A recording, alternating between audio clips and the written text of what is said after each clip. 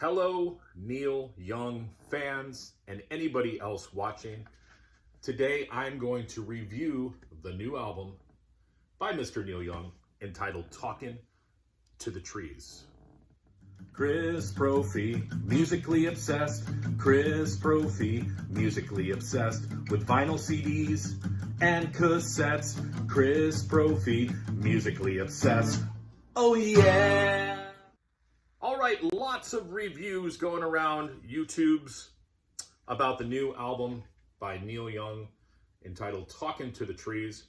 So I'll throw my hat into the ring as well. Just let me show you first a little bit about the packaging of the album. So this is the front cover. I really like that with that guitar on the front.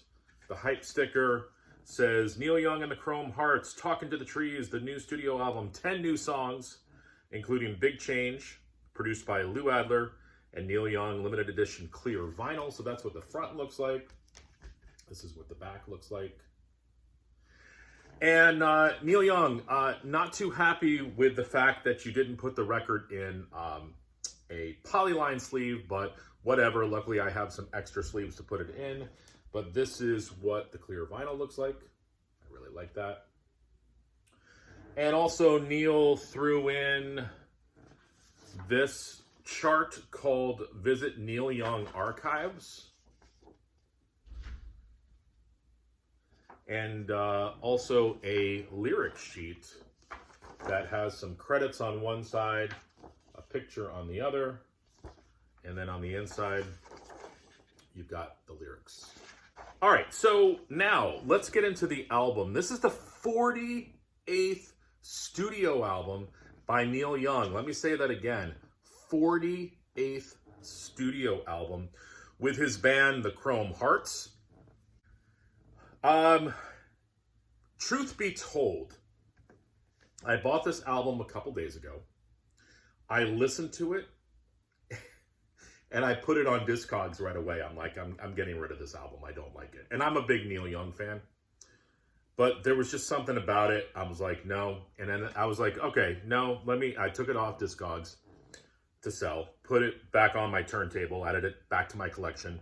Listen to it again. I'm like, okay, yeah, I like some of these songs, but there were a few songs where they were like just grating on me a little bit. So I'm like, no, F it. I'm putting it back up on Discogs to sell it. And then I had a change of heart again, put it back on. This was like the third or fourth time of doing this. Should I sell it? Should I get rid of it? Should I keep it? And then I listened to it, like, it was probably like the fourth or fifth time, and I was like, you know what? I kind of like this album. So let me sort of talk to you a little bit about the songs and maybe why I was kind of going back and forth with it. As I said, this is his 48th studio album. There's a couple songs that I feel like are paired together. The first two, Family Life and Dark Mirage, I feel like are paired songs. Family Life is just an acoustic song where Neil is talking about his family, his grandkids, and you kind of get a glimpse into some of the darker side of his relationship with his family, which is kind of interesting. And it's almost one of those things where you're like listening to this song, you're like, should I be listening to this? Because I feel like Neil is telling me some stuff that is pretty private. Then you've got the second song, Dark Mirage, which is sort of that same theme, but it's this grungy, heavy guitar laden song with background vocals that are very deep and guttural. It's an interesting song. And Family Life and Dark Mirage, you've got that acoustic beginning, and then you've got that electric, grungy guitar sound. So two different sounds to open up the album, and that's what this album is. It's two different sides of Neil Young. It's a very personal album.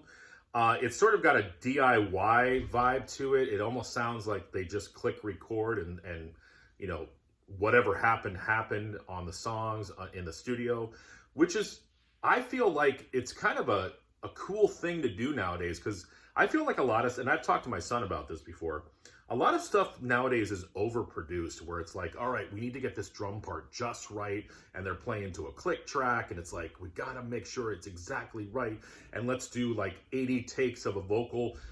This is Neil Young just press and record and you get what you get. Which is, for some people, they might not be into that, but I feel like it's kind of refreshing. So those are the first two songs. Then we've got a song called First Fire of Winter. And this is another acoustic song. He basically took his melody from Helpless and changed the lyrics. So if you like the song Helpless, you're going to like First Fire of Winter.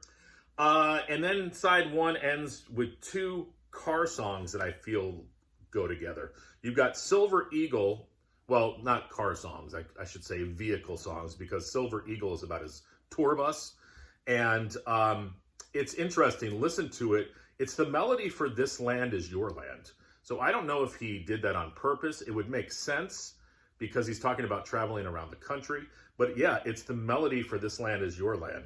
So Silver Eagle is like the acoustic vehicle song. And then you've got Let's Roll Again, which is like this electric, again, grungy, heavy song about cars. He's calling out GM and Ford to make, clean vehicles. You get that political side of Neil Young.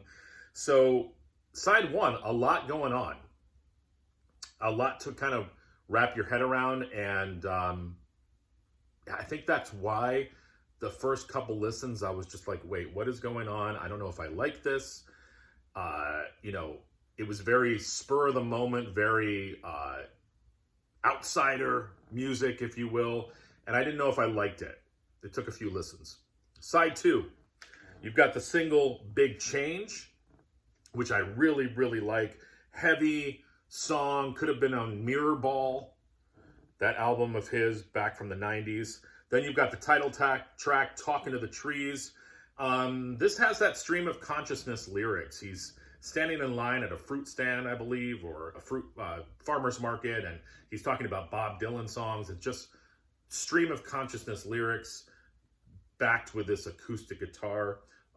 Frail vocals, but Neil's getting up there in age. Then you've got another rocker called Moving Ahead, but this one's cool because it's got this herky-jerky rhythm where it feels like the band is kind of fighting against itself. And at first, I'm doing this with my body because that's what I feel like when I listen to the song. Very, very interesting. And then it ends with two of my favorite songs, and they're two acoustic numbers. Bottle of Love, which is this acoustic jazzy waltz, which I really, really like. And then the last song, Thankful, which could be my favorite song. Now, this is another song that harkens back to an earlier Neil Young melody. It sounds a lot like Harvest Moon. So again, if you like Harvest Moon, you're going to like the song Thankful. So, my thoughts. At first, I did not like this album. Then I listened to it again. I did not like it. The third time, I started to warm up to it. Fourth, fifth time, I was like, you know what? This album's pretty good. You need to go into it with an open mind. You need to listen to it a few times. There's some acoustic numbers on here. There's some electric jams. There's, as I said, stream of consciousness lyrics, songs that were done in like one or two takes. Maybe the band didn't even exactly know the chord changes. Luckily, it's just G, C, and D for the most part. There's some melodies that are brought back from earlier Neil Young songs. So a lot going on, a lot to digest in this album, but it's a pretty cool record. And, I'd love to know anybody else who's bought it, your thoughts on it. But I wanted to kind of get my thoughts on this record out into the open.